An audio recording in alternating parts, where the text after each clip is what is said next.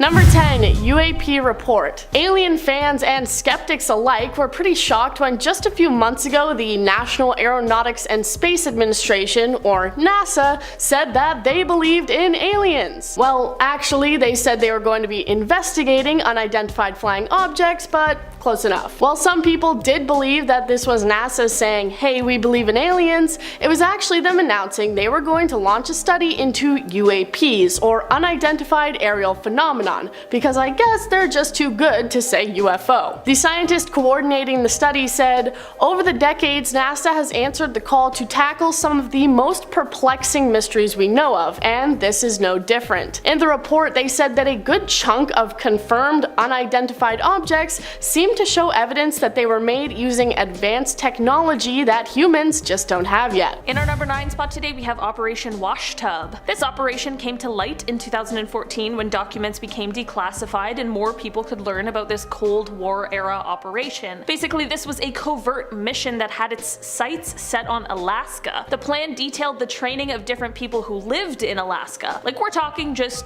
ordinary residents. They wanted to train these people to both code and decode, and a few other different spying tactics, which would have been so cool. I mean, I would have wanted to be picked so badly. Not that I would have even known it was happening, but you get what I mean. Basically, the plan was put in place in case the Soviet Union was to invade Alaska. Then these unsuspecting ordinary citizens would use their newly learned espionage techniques to get all the intel they could and secretly relay that information to high-ranking US officials. As we now know, of course, this invasion never occurred, so the contingency plan wasn't needed, but there were 89 lucky temporary agents who were trained just for this purpose, and I have never been more jealous in my entire life. In our number 8 spot today, we have Project MINARET. This is a document that became declassified in 2013 as a part of the National Security Archive's efforts. This historical document describes a sort of watch list of prominent Americans who were critical of the Vietnam War. The document explains that their overseas communications were tapped and listened into by the government from 1967 to 1973, and a quote from the document reads, quote, President Johnson wanted to know if the domestic anti-war movement was receiving help from abroad. The project expanded so much that it went on to include more than 1,600 people, including civil rights leaders like Martin Luther King Jr., Whitney Young, and Muhammad Ali. There were also people like Democratic US Senator Frank Church of Idaho, Republican Senator Howard Baker of Tennessee, a New York Times columnist, and a Washington Post columnist. The surveillance began under President Johnson, but it continued on through to the Nixon administration. In the end, the only reason it was stopped was because Attorney General Elliot Richardson was concerned about its very doubtful and murky legality and decided that during the Watergate scandal that it probably would just be best to shut it down. I mean, they definitely had enough on their plate already at the time. In our number 7 spot today, we have Project ICEWORM. This secret mission took place in the 1960s, and it was basically intended to build a series of mobile nuclear missile launch sites under the Greenland ice sheet,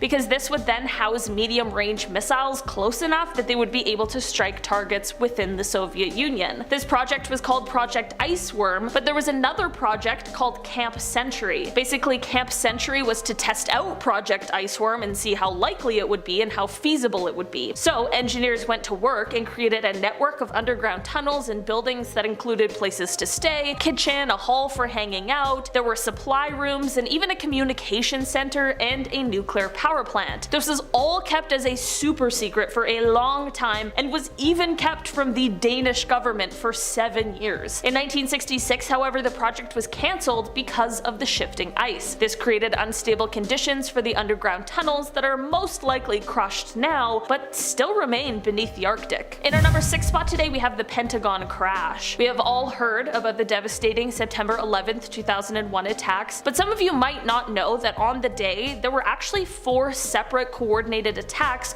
all a part of the same plan, and one of those attacks was on the Pentagon. There was a photo that was previously classified but eventually has been released by the US government, and it shows the absolute devastation that was done by the commercial plane that crashed into the Pentagon. The plane was able to tear through all 5 rings that existed in the building. All of the people on board the plane that day, as well as 125 people that were in the building at the time, passed away in this horrible fictional event. For obvious reasons, the initial photos of the Pentagon damage were withheld from the public or from circulating in the media, but now that they have been released, it just shows us all another side to that horrible, terrifying day. In our number 5 spot today, we have the UFO report. This photo is of a previously classified document from 1963. Although the document still has a lot of information that has been blacked out, the document is the description and report of an unidentified flying object or UFO encounter. This is said to have taken place over the desert of Nevada, and the report was written in detail in order to have a written record of the event. This document is said to be the authentic report from the FBI, which is exactly why some of the details have still been omitted,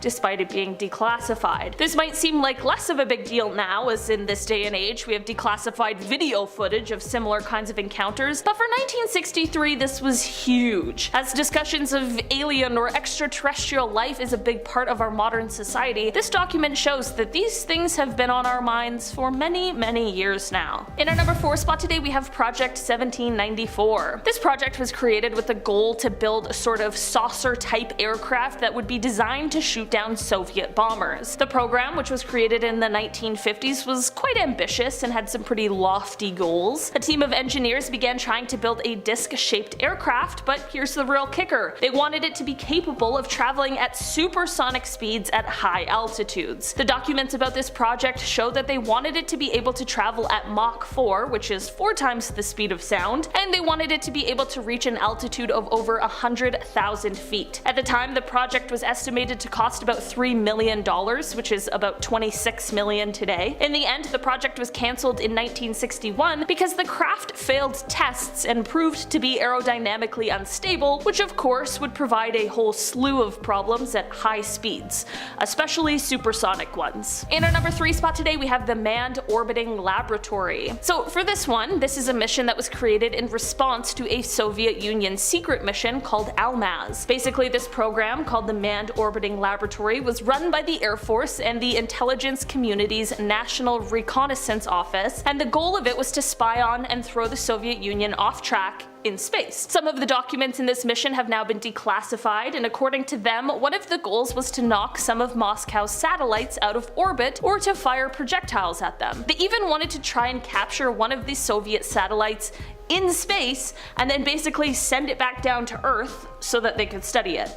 That's so wild. And because of this, Moscow equipped their secret space station with a rapid-fire cannon in order to stop any of this from happening. I seriously feel like I'm watching some sort of space action movie right now. I can't believe that these are real things that happened and they were created in the 60s and 70s. In our number 2 spot today, we have the LUNIK kidnapping. Don't worry, LUNIK is not a person and instead is a Soviet lunar satellite that was kidnapped just for one night. This project honestly sounds like it was taken straight from a movie, and it has to do with the Great Space Race. In the early 1960s, the Soviet Union wanted to make it as clear as possible that they were winning the race to space, so they launched a multinational exhibition of their LUNIK satellites, which became the first spacecraft to impact the moon's surface, and when the Luna 3 returned, it brought with it the first ever pictures of the moon's far side. It was a big deal, and it's safe to say that the US wanted to know everything that they could about it. Of course, the satellite was heavily guarded, but it was traveling from city to city for this exhibition, so undercover CIA agents went to work. Basically, they convinced the man who drove the transport truck to get some rest at a nearby hotel, and basically they would look after it for him while he rested. I'm sure it was a bit more complicated than this, but you get the gist. From here, the agents then took apart and photographed every single component of the thing before putting it back together and placing it back in the truck for its next tour date. There is no indication that before the operation became declassified that anyone outside of those involved knew what had happened that day, and I'm not gonna lie, that's a pretty hilarious plan, and the fact that it worked is both shocking and pretty impressive. In our number 1 spot today, we have Operation Paperclip. This operation began in 1946 when the President of the United States at the time, Harry Truman, authorized it. Basically, the entire point of it was to lure scientists from Nazi Germany over to the United States after the Second World War. This was done in an effort to aid the country in their post-war efforts, as well as to ensure that the valuable knowledge these people had would not end up in the hands of perhaps the Soviet Union or either side of the divided East and West Germany. company. Had it not been classified information at the time, this would have of course been highly controversial, as many of these people were involved in, and sometimes even leaders of that hateful party. Former President Truman stood by his decision, saying that because of the relations with the Soviet Union, quote, this had to be done and was done. Several of the scientists a part of this program were later investigated because of their former ties, but one was only ever tried out of the over 1,600. None of the paperclip scientists were ever found guilty for any crimes either in the United States or in Germany. Perhaps the most famous of all of the paperclip scientists was Wernher von Braun, who played a huge role in advancing NASA's Apollo missions. Starting off this list in our number 10 spot, we have rabbit telepathy. This is a document that originally comes to us from 1975, but it was declassified in 2004. Located on the CIA website as a Department of Defense document, it detailed a variety of, quote, Soviet and Czechoslovakian parapsychology research that was done from the end of World War II through to the Cold War era. One of the most grisly and truly unbelievable experiments that were conducted that was listed on this document occurred in 1956. Basically, they were trying to use rabbits to communicate with submarines, which is definitely just bizarre on a regular level, but of course the way in which they conducted this experiment was wrong and inhumane and truly just very cruel. Just a little heads up, if you're sensitive to animal stuff, I would maybe just go ahead and skip over this point. So for the test, they would take a mother rabbit who had recently just had bunnies. They would keep the mother in a lab on shore, and then they would take the bunnies down with them into the submarine.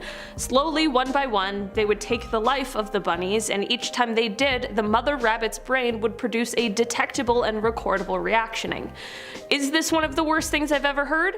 Yes. What's even worse is that the report then goes on to say that other examples of, quote, animal telepathy research continued into the 1970s, and that it included other animals such as dogs, bears, birds, insects, and fish. I can't imagine they were any different, but let's just hope that these other tests weren't quite so cruel and inhumane. Number 9. Injuries. A Freedom of Information Act request caused 1,500 pages of UFO reports and evidence to be declassified and leaked to the public. And what the pages contained was pretty shocking for those who read it. A percentage of the pages included information of how people who reported seeing UFOs and aliens had been legitimately physically affected. Real physical evidence that something unexplained had happened to them. Some of the reports included things like burns, which could have been caused by the jets of a UFO, or potential face-to-face alien interference. Bafflingly, they also confirmed that women who had come into contact with aliens shortly fell mysteriously pregnant after the event, with no explanation as to why they were suddenly with child. Yes, we all know by now how mommy and daddy make babies, but that apparently wasn't a factor in these cases. Alien babies potentially on the way. Number 8. FLIR. Alongside these 1,500 documents, 3 separate videos were released that appeared to show UFOs being spotted by the United States military, so let's take a look. The first is titled FLIR and was originally filmed back in 2004 when the USS Nimitz was flying off the coast of Southern California. There had apparently already been an unidentified aircraft in the area for up to a week before the video was filmed. Off the coast, they spotted a large oval-shaped object, estimating it to be about 40 feet long and white in color. 4 people on the craft saw the object for a running total of about 5 minutes, although the video is only just over a minute. They were able to track it using their advanced infrared camera, and due to the object's shape, they nicknamed it the Tic Tac. All these videos to this day have no real explanation for what the UFOs actually were. Number 7. Gimbal. Next up on the list we have the video titled Gimbal, which was leaked alongside the last one I just talked about. This one's different because we can hear the people in the jet reacting to what they're seeing. They use a similar infrared camera and follow the object that was flying over the East Coast. At first, they comment that it might be some kind of drone, but then note that it is fighting against incredibly strong winds and appearing to not be affected by it at all. They even comment that there are other unidentified crafts in the area, but we don't actually see them as it's locked onto the target. What's interesting about this one, as the people in the video point out, is that it moves in an incredibly strange fashion, appearing to rotate and move around despite the heavy winds it's apparently fighting against. My favorite part of this is that there's one guy calmly stating facts about it while the other cusses and yells in excitement. Is that a f***ing drone, dude? Number 6. Go fast.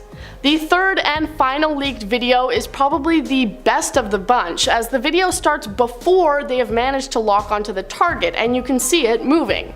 The video is pretty correctly titled Go Fast because this thing is moving incredibly fast, like definitely faster than anything else that could have been an easy explanation.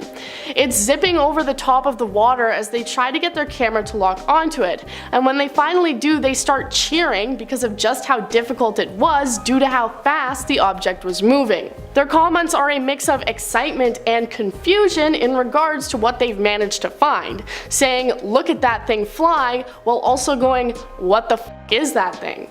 People often like to write off UFOs as some sort of secret military practice vessels or training project, so what can it be when the military itself doesn't know what they saw? Number 5. Pentagon report. In May of this year, the Pentagon appeared on a panel where they discussed UFOs, and they revealed just how much information they have about the situation.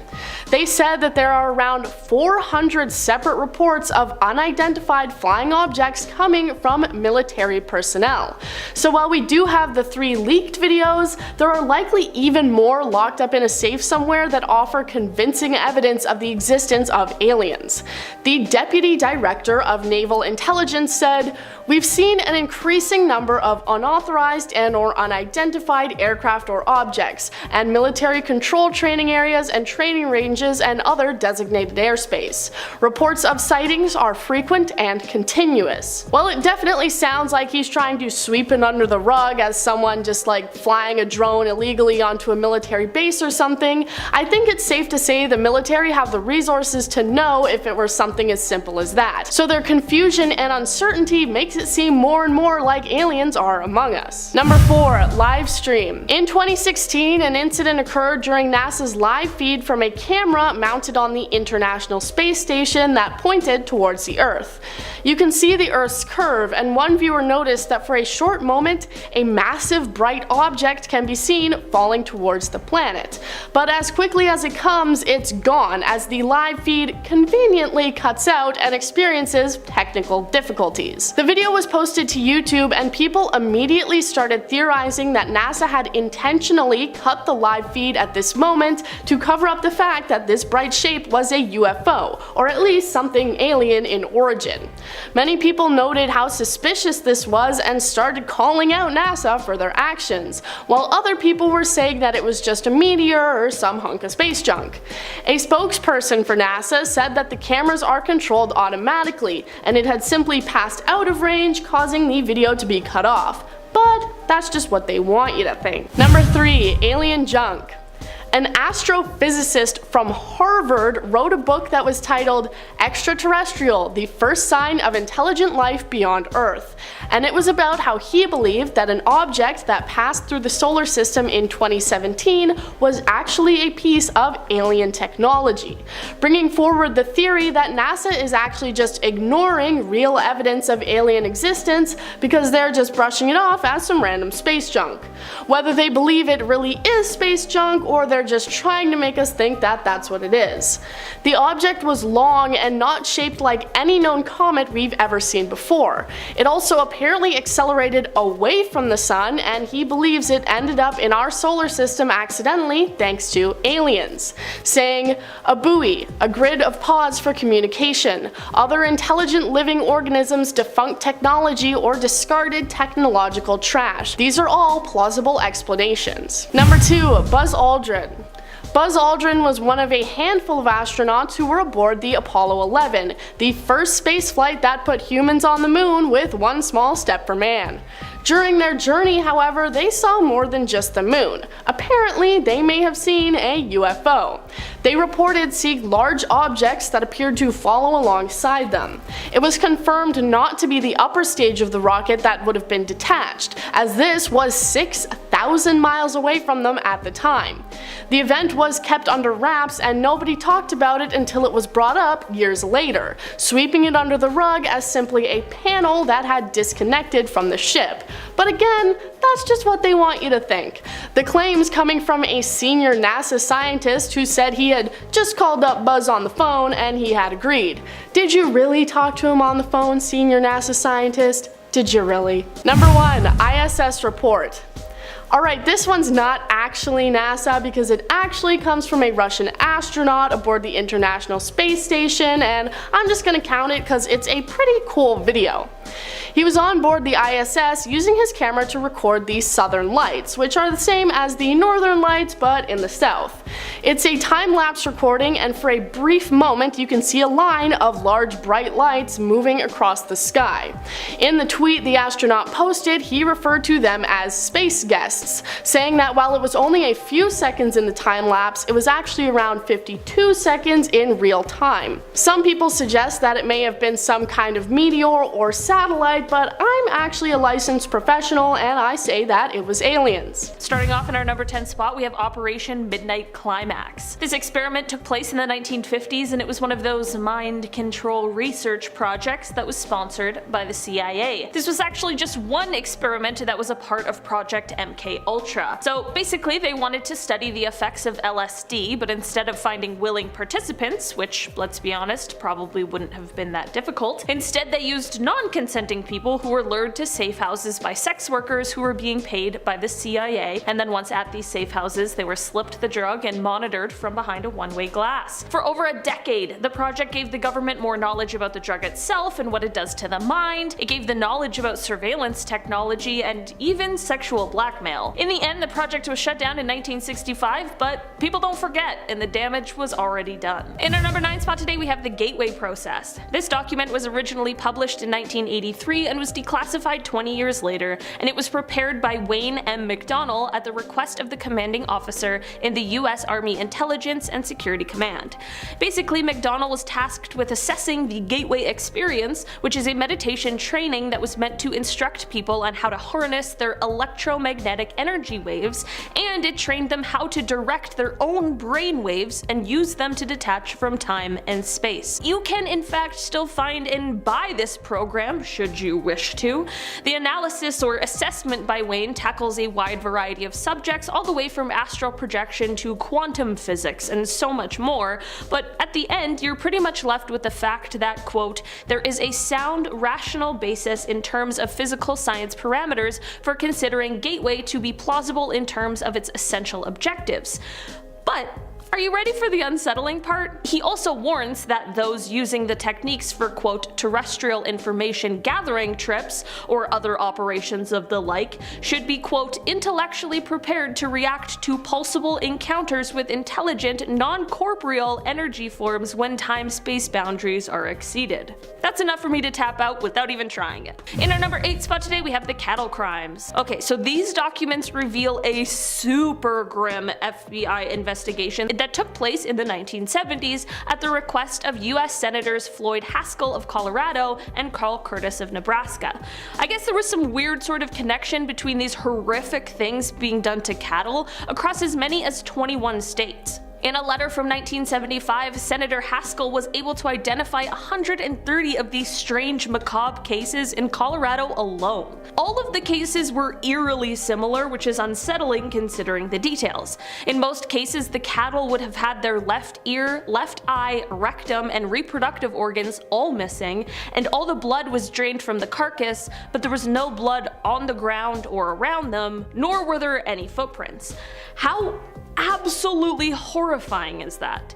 Some people chose to believe that the cause for these was mysterious helicopters and UFOs, but there's a letter from Senator Curtis to the FBI director that says, quote, the series of incidents stretching from Oklahoma to Nebraska in which cattle have been dismembered in some kind of strange witchcraft cult. I'm not gonna lie, I don't think it was UFOs or witches that did it. It wasn't until 1979 that the FBI was granted jurisdiction to begin investigating these weird happenings, and when they did, they determined that most of the instances were a result of quote, normal predator and scavenger activity. And while that answer sounds a little fishy at best, the documents went forward to reveal that not all of the instances could be accounted for. Also, this idea of it being a completely normal scenario also contradicts reports that say the techniques used in these horrible instances were quote, very professional and sometimes even referred to as being conducted with surgical precision. I'm sorry, but a wolf or a coyote or a bear or whatever predator you want to say did this, ripping apart its meal isn't exactly a surgically precise operation. No arrests were ever made, and while it was deemed solved, a ton of mystery still surrounds these stories to this day. In our number 7 spot today, we have Acoustic Kitty. Apparently in 1967, the CIA was spending millions of dollars trying to make cats into spies. I don't know why they chose the one animal that does not care what you want it to do, but alas, they did, and Project Acoustic Kitty was born. The project basically involved implanting electronic spy equipment into real living cats, who would then be trained to basically eavesdrop on unsuspecting people. This is another one of those Cold War era plans that was intended to be used on those in the Soviet Union. The project had a whole slew of issues, of course, however, because cats get hungry and distracted, and unfortunately the first time this plan was being tested, there was a catastrophic outcome. The cat got hit by a taxi, but the project of course was cancelled, and the researchers said that they believed they could train cats to move short distances, but that quote, the environmental and security factors in using this technique in a real foreign situation force us to conclude that for our intelligence purposes, it would not be practical. In our number 6 spot today, we have the Judgment Call. If you haven't heard of the name Stanislav Petrov before, maybe just take a second to whisper a quiet thank you to him, because he truly might have saved all of our lives with one moment of calm, cool decision making. In declassified records released in 1998, it became known that back in 1983, when Stanislav was a Soviet Union soldier, he opted not to fire nuclear missiles, despite the fact that it appeared that the United States had launched 5 missiles directly at his home country. He used his own personal judgment to assess and figured that it was a false alarm, and he was right. Having to make a call like that would be tough. The stakes are so high, but he honestly, in that one single moment, might have prevented a third and likely nuclear world war. I'm definitely glad that those documents became declassified so that the world could learn of this story. It kind of revives my faith in humanity just a little. Maybe not everyone just reacts without thinking. In our number 5 spot today, we have Operation Unthinkable. The title of this video says unspeakable, but the title of this operation says unthinkable, and honestly, both are kinda true. Declassified in 1998, the documents pertaining to this operation have to do with what could have been a completely different ending to the Second World War. The documents describe Russia as a quote, threat to Western civilization, and they also outline the possibility of a quote, total war against the USSR in the wake of World War II, and they state that the goal of the mission would be to, quote, impose upon Russia the will of the United States and British Empire. The document also revealed plans to utilize the newly defeated German military, as the document says that the Allied forces, quote, can count upon the use of German manpower and what remains of German industrial capacity. According to the documents, if followed through, this plan would lead to the elimination of Russia through either occupation of the metropolitan areas or, in even darker turns, until the Allied forces made such a decisive defeat of the Russian forces in the field as to render it impossible for the USSR to continue. In the end, the operation was deemed too hazardous, and it was decided that in order to win, it would take quite a long time and it simply wasn't worth the risk, so the idea was scrapped. In our number 4 spot today, we have the phone call. Not so much of a document and rather a phone call, but when the telephone calls of former President Lyndon B. Johnson were revealed, it also showed something darker. The calls showed that then presidential candidate Richard Nixon might have negotiated behind the back of the president with South Vietnam. South Vietnam apparently ended up pulling out of the Paris peace talks after being told that Nixon would get them a better deal once elected.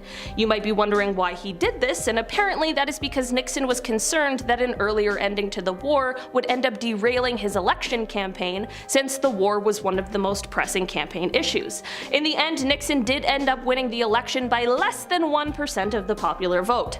For many years this was speculated and rumors were swirling, but once the phone calls were released, it seemed to confirm what many believed for years. In our number 3 spot today we have Starfish Prime. This is an operation that took place in 1962, with the documents discussing the outcomes being declassified in 1989, and the operation was a joint one between the US Atomic Energy Commission and the Defense Atomic Support Agency. Basically, they detonated a thermonuclear device in the sky above the Pacific Ocean. They launched it from the Johnson Atoll using the Thor rocket, and once at an altitude of about 240 miles, they set it off, which ended up producing a yield of about 1.4 megatons. The documents showed that the electromagnetic pulse was so powerful and widespread that it disabled not only most of the equipment that was set up to measure it, but it also took out streetlights and caused telephone outages in Hawaii, nearly 900 miles away. The electrons released caused an aurora that could be seen over most of the Pacific Ocean, and according to the documents, the quote visible phenomena due to the burst were widespread and quite intense, and apparently it was visible for days. In the end, it is said that the researchers weren't expecting such a powerful blast of electromagnetic pulse, and they also were not anticipating that the electrons from the blast would get stuck in the Earth's own magnetic field for months, possibly even years, but alas, they did. This went on to create a radiation belt around the planet that eventually went on to disable at least 6 satellites. So, that's great.